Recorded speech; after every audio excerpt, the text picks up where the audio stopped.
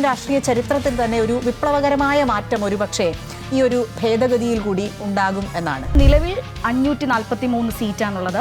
അത് മാറി ലോക്സഭാ സീറ്റുകളുടെ എണ്ണം 816 മാറും. 33% ആളുകൾ സ്ത്രീകൾ ഇതിലേക്ക് എത്തുമ്പോൾ സ്വാഭാവികമായും അക്രമം കുറവായിരിക്കും, അഴിമതി കുറവായിരിക്കും. ഒന്ന് ആലോചിച്ച് നോക്കിയേ, നമ്മുടെ നിയമസഭയിൽ വനിതകൾ ഇങ്ങനെ നിരന്നു നിൽക്കുന്ന ഒരു കാഴ്ച. നമസ്കാരം. ഇന്ത്യൻ പാർലമെന്ററി ചരിത്രത്തിൽ നിർണായകമായേക്കാവുന്ന വനിതാ സംവരണ ഭേദഗതി ബില്ലിന് പ്രധാനമന്ത്രിയുടെ അധ്യക്ഷതയിൽ ചേർന്ന കേന്ദ്ര മന്ത്രിസഭാ യോഗം അംഗീകാരം നൽകിയിരിക്കുകയാണ്. പാർലമെന്റിൽ ബില്ല് പാസ്സാകുന്നതോടുകൂടി ലോക്സഭയിലും സംസ്ഥാന നിയമസഭകളിലും 33% സംവരണം ഉറപ്പാക്കുന്നതിനൊപ്പം സഭകളുടെ ആകെ സീറ്റുകളുടെ എണ്ണം വർദ്ധിപ്പിക്കാനും ബില്ലിൽ വ്യവസ്ഥയുണ്ട്. ഒറ്റക്കെട്ടായി ബില്ലിനെ പിന്തുണയ്ക്കണമെന്നാണ് പ്രധാനമന്ത്രി പ്രതിപക്ഷത്തോടായി അഭ്യർത്ഥിച്ചിരിക്കുന്നത്. കാരണം നിയമനിർമ്മാണ സ്ഥാപനങ്ങളിൽ സ്ത്രീകൾക്ക് സംവരണം നൽകേണ്ടത് കാലഘട്ടത്തിൻ്റെ ആവശ്യമെന്നാണ് മോദി പറയുന്നത്. കുറച്ചേറെ വൈകി വന്ന തീരുമാനമാണെങ്കിലും ഇരു കൈയും നീട്ടി വനിതകൾ ഈ തീരുമാനത്തെ സ്വാഗതം ചെയ്യുന്നുണ്ട്. ഉയരങ്ങളേറാൻ വനിതകൾ ഇനിയുമേറെ കാക്കണം. വനിതാ ജംഗ്ഷൻ ചർച്ച ചെയ്യുന്നു.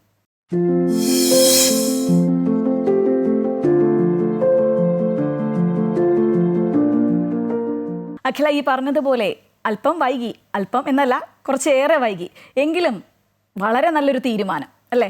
എന്ത് തോന്നുന്നു? തീർച്ചയായിട്ടും 2023 ബില്ല് നമ്മൾ പാസ്സാക്കിയെങ്കിലും അതിൽ ഒരു ഭേദഗതി ആണ് ഇപ്പോൾ നിർദ്ദേശിക്കുന്നത്. അതായത് ഈ 16, 17, 18 ചേരുന്ന പ്രത്യേക സമ്മേളനം അത് പാസ്സാക്കുകയാണ് എന്നാണ്. അത് സ്വാഭാവികമായും പാസ്സായി പോകുന്ന, നമ്മുടെ പാർലമെന്റിന്റെ ഒരു കണക്കനുസരിച്ച് പാസ്സായി പോകുന്ന ഒരു ബില്ല് തന്നെയാണ്. നമ്മുടെ പാർലമെന്റിനെ സംബന്ധിച്ച് ശ്രീജയ്ക്ക് അറിയാലോ, ഒരു 13, 14 അല്ലെങ്കിൽ മാക്സിമം 15% സ്ത്രീകളുടെ ഒരു കണക്ക്. സംസ്ഥാന നിയമസഭകളിലേക്ക് വന്നാൽ വളരെ കുറവ്, 9% അല്ലെങ്കിൽ 10% ഒക്കെയാണ്. തദ്ദേശ തെരഞ്ഞെടുപ്പ് വരുന്ന സമയത്താണെങ്കിൽ പക്ഷേ തദ്ദേശ സ്ഥാപനങ്ങളെ സംബന്ധിച്ച് അങ്ങനെയല്ല. കേരളം അടക്കമുള്ള സംസ്ഥാനങ്ങളിൽ പലയിടത്തും കേരളമടക്കമുള്ള സംസ്ഥാനങ്ങളിൽ പലയിടത്തും 50% പക്ഷെ ചിലയിടങ്ങളിലൊക്കെ ഇപ്പോഴും അതിലേക്ക് എത്താനുണ്ട്. ഇന്ത്യൻ രാഷ്ട്രീയ ചരിത്രത്തിൽ തന്നെ ഒരു വിപ്ലവകരമായ മാറ്റം ഒരുപക്ഷെ ഈ ഒരു ഭേദഗതിയിൽ കൂടി ഉണ്ടാകും എന്നാണ്. ഭേദഗതിയിൽ കുറേ കാര്യങ്ങൾ പറയുന്നുണ്ട് എങ്കിലും ഈ ഭേദഗതി കൊണ്ടുണ്ടാകുന്ന ഒരു നേട്ടം ഒരുപക്ഷെ ആദ്യം മനസ്സിലാക്കേണ്ട നയരൂപീകരണത്തിൽ വലിയ മാറ്റമുണ്ട്. അതായത് സ്ത്രീ ശാക്തീകരണം അടക്കം പല വിഷയങ്ങളിലും സ്ത്രീകളുടെ കൂടി കൃത്യമായ പങ്കാളിത്തം വരുന്നത് സ്വാഭാവികമായും നയരൂപീകരണത്തിൽ മാറ്റം വരുത്താം. പിന്നെ മറ്റൊരു പ്രധാനപ്പെട്ട കാര്യം, ഈ തദ്ദേശ സ്ഥാപനങ്ങൾ അതോടൊപ്പം തന്നെ നിയമസഭയിലും പലയിടത്തും മുൻപത്തെ ചില വിലയിരുത്തലുകൾ, അതായത് കണക്കുകൾ നോക്കുകയാണെങ്കിൽ സ്ത്രീകൾ മേൽനോട്ടം വഹിക്കുമ്പോൾ അഴിമതികൾ കുറവാണ് എന്ന് പറയുന്നു. അങ്ങനെയാണെങ്കിൽ 33% ആളുകൾ സ്ത്രീകൾ ഇതിലേക്ക് എത്തുമ്പോൾ സ്വാഭാവികമായും അക്രമം കുറവായിരിക്കും, അഴിമതി കുറവായിരിക്കും. സ്ത്രീകളുമായി ബന്ധപ്പെട്ട വിഷയങ്ങൾ, സ്ത്രീകൾ കൂടുതൽ കൈകാര്യം ചെയ്യുന്ന വിഷയങ്ങളിലൊക്കെ കാര്യമായ ഇടപെടൽ ഒരുപക്ഷെ സ്ത്രീകളുടെ ഭാഗത്ത് നിന്ന് ഉണ്ടാകാം. ഇനി ഒരു സഭകളിൽ സ്വാഭാവികമായും ഒരു തീരുമാനമെടുക്കുമ്പോൾ, ഒരു കാര്യം തീരുമാനിക്കുമ്പോൾ പുരുഷാധിപത്യമാണ് എന്ന് മുൻപ് പറഞ്ഞിരുന്നിടത്തു നിന്നുള്ള മാറ്റം നമ്മുടെ സംസ്ഥാനത്ത്, പ്രത്യേകിച്ച് കേരളം അടക്കമുള്ള സംസ്ഥാനങ്ങളെ നോക്കുകയാണെങ്കിൽ രാഷ്ട്രീയം എപ്പോഴും പുരുഷ കേന്ദ്രീകൃതമായിരുന്നു ആണ് അങ്ങനെ. അപ്പം ആ ഒരു മാറ്റം ഒരുപക്ഷെ ഇങ്ങനെ ഒരു തീരുമാനം എടുക്കുന്നതോടുകൂടി അതിൽ മാറ്റം വരാം. പക്ഷേ എനിക്ക് തോന്നുന്ന ചില വെല്ലുവിളികൾ സ്വാഭാവികമായും നേരിടേണ്ടതുണ്ട്. ഇപ്പോൾ നമ്മൾ ഈ 9% സംവരണം അല്ലെങ്കിൽ ചില ഇടങ്ങളിലെങ്കിലും സ്ത്രീകൾക്ക് സീറ്റ് കൊടുക്കണമല്ലോ, അതിനുവേണ്ടി ഒരുപക്ഷെ ഭാര്യമാരെ മത്സരിപ്പിക്കുക, അല്ലെങ്കിൽ കുടുംബത്തിലുള്ള മറ്റു സ്ത്രീകളെ മത്സരിപ്പിക്കുക, ഒരു റബ്ബർ സ്റ്റാമ്പ് എന്നൊക്കെ പറയുന്ന തരത്തിലേക്ക്. എല്ലാവരും അങ്ങനെയാണ് എന്നല്ല, അങ്ങനെ സംഭവിക്കുന്നുണ്ട്.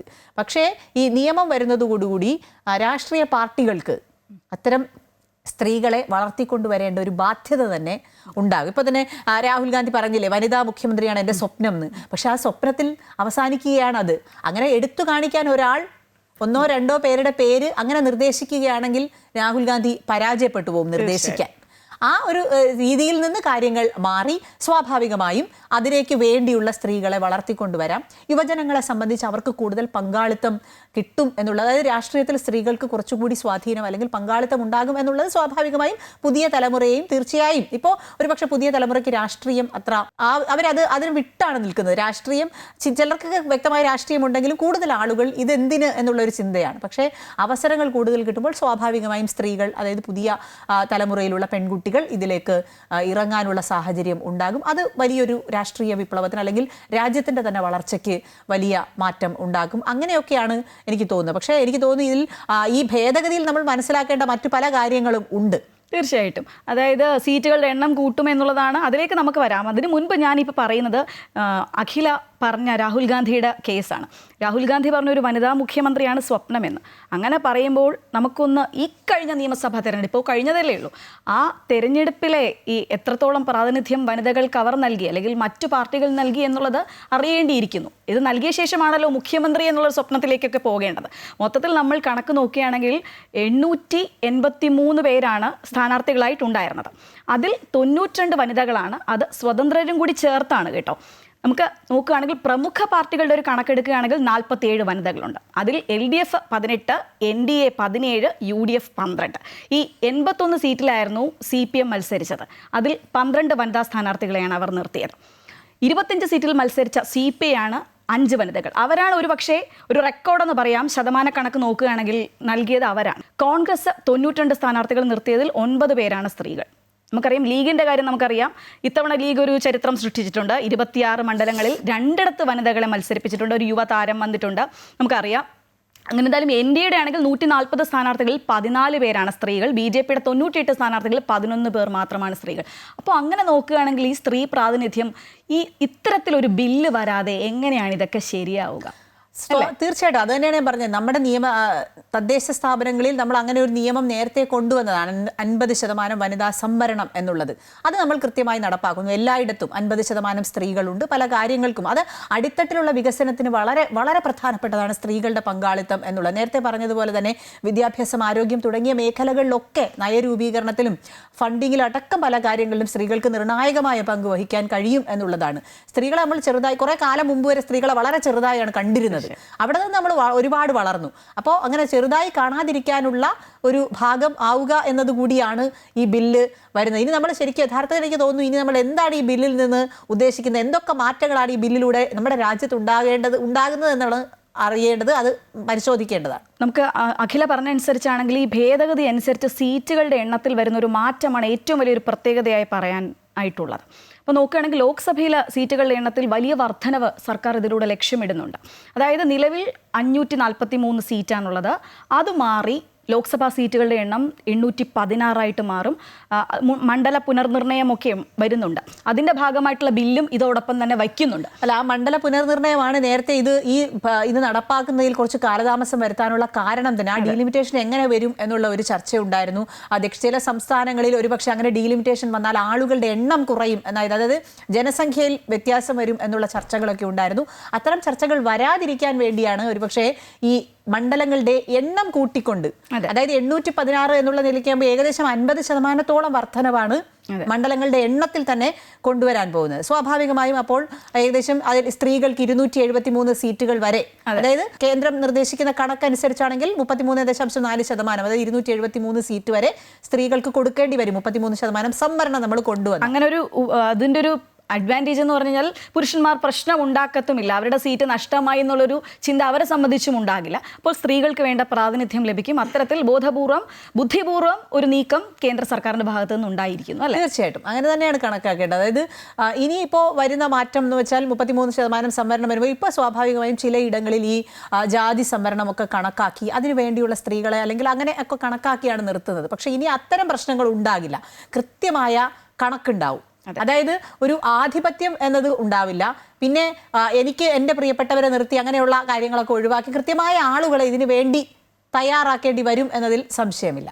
ശ്രീജ, നമ്മളിപ്പോൾ പാർലമെന്റിന്റെ കാര്യം പറഞ്ഞു. അതായത് നമ്മുടെ ഒരു 14 മുതൽ 15% വരെയാണ് സ്ത്രീകളുടെ സംവരണം നിലവിലുള്ളത്. പക്ഷേ ഈ നിയമം കൊണ്ടുവന്നാൽ സംസ്ഥാന നിയമസഭകളിലേക്ക് അത് വരും. കാരണം വലിയ മാറ്റം നിയമസഭകളിൽ ഉണ്ടാകും എന്നുള്ളതിൽ സംശയം വേണ്ട. 9% ഇപ്പോൾ പല നിയമസഭകളിലും സ്ത്രീകളുടെ പങ്കാളിത്തം. ആ കാലാതീതമായ മാറ്റം ഒരു പക്ഷേ നിയമസഭകളിലും വരാം. ഇനി നമ്മൾ ചെയ്യാൻ പോകുന്നത് വേറെ പ്രധാനപ്പെട്ട കാര്യം, ഈ ഭേദഗതി ബില്ലിൽ പറയുന്നത് സെൻസസ്, നേരത്തെ 2026 സെൻസസ് കണക്കനുസരിച്ച് വേണം മുന്നോട്ട് പോകാനെന്നായിരുന്നു തീരുമാനിച്ചിരുന്നത്. അത് പോസിബിൾ അല്ല. അങ്ങനെ വന്നാൽ ഇനിയും ഒരുപാട് കാലം നമ്മൾ ഇതിനു വേണ്ടി കാത്തിരിക്കേണ്ടി വരും. അതുകൊണ്ട് തന്നെയാണ് 2011 സെൻസസ് കണക്കാക്കി നമ്മൾ ഈ 2029 ഇത് നടപ്പാക്കാനാണ്. അതായത് അടുത്ത പാർലമെന്റ് തെരഞ്ഞെടുപ്പ് വരുമ്പോൾ തീർച്ചയായും ഇത് നടപ്പാക്കണം എന്നുള്ള ഉദ്ദേശമാണ്. അപ്പോൾ ഈ വരുന്ന നിയമം അനുസരിച്ചാണെങ്കിൽ കേരള നിയമസഭയിൽ ഈ 47 വനിതാ MLA-മാരെങ്കിലും ഉണ്ടാകണം. ഒന്ന് ആലോചിച്ച് നോക്കിയേ, നമ്മുടെ നിയമസഭയിൽ വനിതകൾ ഇങ്ങനെ നിരന്നു നിൽക്കുന്ന ഒരു കാഴ്ച. അപ്പോൾ ഇപ്പോഴുള്ള സ്ത്രീ പ്രാതിനിധ്യത്തിൻ്റെ ഒരു ഏതാണ്ട് 4 ഇരട്ടിയോളം വരും. അപ്പോൾ കണക്കുകൾ അങ്ങനെ മൊത്തത്തിൽ മാറുകയാണ്. നമുക്കറിയാം ശൈലജ ടീച്ചറിൻ്റെ കേസൊക്കെ നമുക്കറിയാം, ഒരു ചാവേർ എന്നുള്ളൊരു ആരോപണമൊക്കെ ഉന്നയിക്കുന്നുണ്ട്. അങ്ങനെയൊക്കെ രീതിയിൽ പറഞ്ഞ പോലെ PK ശ്യാമളയുടെ കേസ് ഭർത്താവിന് ശേഷം വരുന്നു. ബില്ല് കൊണ്ടുവരുന്നതോടുകൂടി ഒരുപാട് സ്ത്രീകൾക്ക് ഇതിലൂടെ അവസരം വരും എന്നുള്ളതാണ് മനസ്സിലാക്കാനായിട്ട്. അത് സ്വാഭാവികമായും സംഭവിക്കുന്ന ഒരു കാര്യമാണ്. നമ്മുടെ നിയമസഭയിൽ 47 സ്ത്രീകൾ വരുന്നു. പക്ഷെ അപ്പോൾ എനിക്ക് തോന്നുന്നു നമ്മുടെ നിയമസഭയിലും ഒരു പക്ഷേ മണ്ഡലങ്ങളുടെ എണ്ണത്തിലൊക്കെ പാർലമെന്റിൽ വരുന്ന വ്യത്യാസം വരുമോ എന്നുള്ളതൊക്കെ നമുക്ക് അറിയേണ്ടതുണ്ട്. ഇപ്പം നമ്മൾ 140 നിയമസഭാ മണ്ഡലങ്ങളാണ്. ഇപ്പോൾ പാർലമെന്റ് മണ്ഡലങ്ങളുടെ എണ്ണം കൂടുന്നതനുസരിച്ച് ഒരു പക്ഷേ നിയമസഭയിലെ മാറ്റം വരുത്താം, അതിൻ്റെ കണക്കുകളിൽ മാറ്റം വരാം എന്നുള്ളതാണ് തോന്നുന്നത്. ഏതായാലും ഈ ഭേദഗതി ബിൽ എന്തായാലും വലിയ രാഷ്ട്രീയ മാറ്റം ഉണ്ടാക്കും എന്നുള്ളതിൽ സംശയം വേണ്ട. 2029 ലോക്സഭാ തെരഞ്ഞെടുപ്പ്, അതിനുശേഷം വരുന്ന നിയമസഭാ തെരഞ്ഞെടുപ്പ്, അതായത് അടുത്ത കേരള നിയമസഭാ തെരഞ്ഞെടുപ്പ് വരുമ്പോൾ നിയമസഭാ മന്ദിരത്തിൽ നമ്മൾ കാണാൻ പോകുന്നത് ചരിത്രത്തിലെ ഏറ്റവും വ്യത്യസ്തമായ മുഖ്യമന്ത്രി ഉണ്ടാകുമോ എന്നുള്ളത് നമുക്ക് അപ്പോഴും അറിയേണ്ടിയിരിക്കുന്നു. തീർച്ചയായിട്ടും സ്ത്രീ ശാക്തീകരണ രംഗത്ത് വലിയൊരു കുതിച്ചുചാട്ടമായാണ് ബില്ലിനെ കേന്ദ്ര സർക്കാർ വിലയിരുത്തുന്നത്. ദശകങ്ങളായി ചർച്ചകളിൽ മാത്രം ഒതുങ്ങി നിന്ന വനിതാ സംവരണം സീറ്റുകളുടെ എണ്ണം വർദ്ധിപ്പിക്കുന്നതിലൂടെ മറ്റു വിഭാഗങ്ങളെ ബാധിക്കാതെ നടപ്പിലാക്കാൻ കഴിയും എന്നതാണ് ഭേദഗതിയുടെ പ്രധാന സവിശേഷത. 2029 ആകുമ്പോഴേക്കും 33% സ്ത്രീ സംവരണം ഉറപ്പാക്കി മുന്നോട്ടു പോകാനുള്ള നടപടികളാണ് കേന്ദ്ര സർക്കാർ അതിവേഗം നടത്തുന്നത്. മാറ്റം എല്ലായിടത്തും വരട്ടെ, മാറണ്ടേ നമ്മുടെ നിയമസഭകളും പാർലമെന്റും.